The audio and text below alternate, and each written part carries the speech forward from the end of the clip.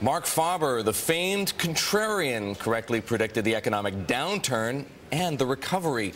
Now he's warning investors to be cautious about buying U.S. stocks at current levels and says it may be time to sell on good news. Marc Faber, editor and publisher of the Gloom, Boom, and Doom report, is with us this morning from Hong Kong. Marc, always a pleasure to speak with you. You have said you don't expect U.S. equities to end this year higher.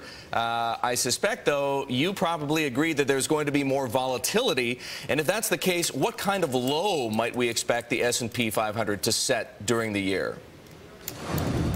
Well, basically, as you know, we bottomed out a year ago, March 6th, at 666 on the S&P. And then we made a high on January 19th at 1,150. And then in February, we corrected down to February 5th to 1,045. And now we're again above 1,100.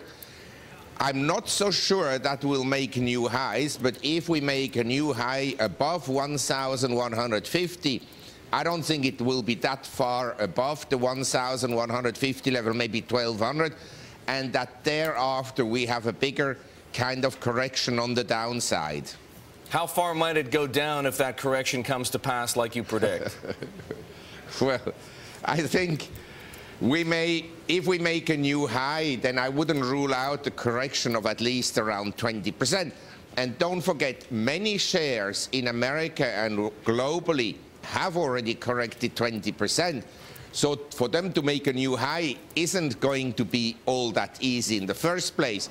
So what we could see is a new high in the S&P and the Dow Jones that is not confirmed by the new high list. In other words, you will make a new high with fewer stocks making a new high than in January.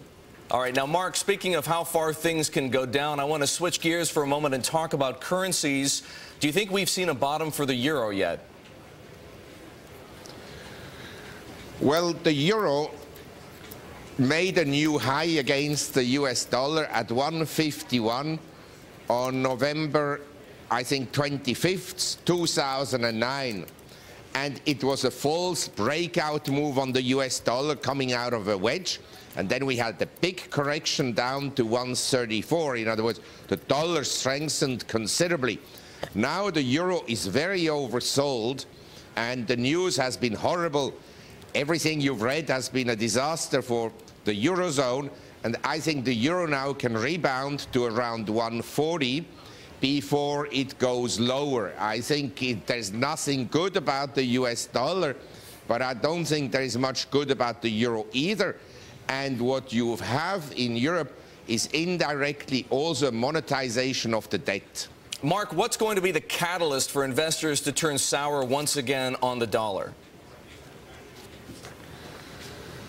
Well, I think when investors realize that the fiscal deficits aren't going to come down, that they'll stay very high, when they also see that one state after another is essentially bust, like California and Illinois, and when they see that monetization will become inevitable in the long run, I think at that point the dollar will be weak. But don't forget, it may not necessarily have to be weak against the euro. Both currencies are sick, and so both could go down, and then ultimately you just have one or two sound currencies, notably precious metals, and I think the Asian currencies will then probably also appreciate against the euro and the US dollar, but notably precious metals will then be strong.